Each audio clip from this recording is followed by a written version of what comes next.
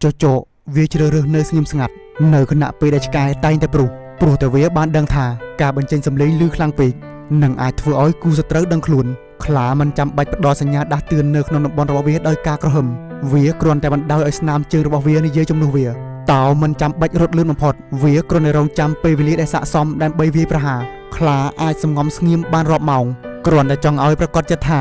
ចំណីនឹងគ្មានឱកាសរត់គេចខ្លួនក្រពើជ្រមុជតាក់យ៉ាងស្ងៀមស្ងាត់ភ្នែកសម្លឹងទាំងអត់ធ្មត់ដើម្បីរងចាំពេលវេលាដែលស័ក្តិសមនឹងវាយប្រហារតោអាចសម្ងំនៅស្ងៀមមួយសប្តាហ៍តែវាមិនធ្លាប់ដកថយទេនៅពេលដែលប្រឈមមុខជាមួយសត្រូវស្មើភាពគ្នានៅអំឡុងពេលដែលហើរអន្ត្រីគ្មានដើមឈើមួយណារារាំងផ្លូវវាឡើយវាមើលឃើញត្រឹមតែផ្ទៃមេឃដែលធំធេងនៅឆ្ងាយអន្ត្រីតែងតែរើសកំពូលភ្នំដែលខ្ពស់បំផុតដើម្បីឈប់សម្រាកព្រោះត្រង់ចំណុចនោះវាមើលឃើញគ្រប់យ៉ាងបានយ៉ាងច្បាស់ជាពិសេសគឺចំណីដែលគួរឲ្យស្រឡាញ់ខ្លាឃ្មុំមិនចាំបាច់បញ្ចេញភាពរឹងមាំព្រោះតែទំហំរាងកាយរបស់វាតែម្យ៉ាងវាអាចបង្ហាញពីភាពអង់អាចបាត់ទៅហើយធម្មជាតិផ្ដល់កាដូដែលអស្ចារ្យមានតម្លៃជាច្រើនមកឲ្យយើងតែមានតែមនុស្សដែលមានចិត្តវិញ្ញាណស្ងប់ស្ងាត់និងស្ទាត់ជំនាញយល់ដឹងពីរឿងនេះតែប៉ុណ្ណោះ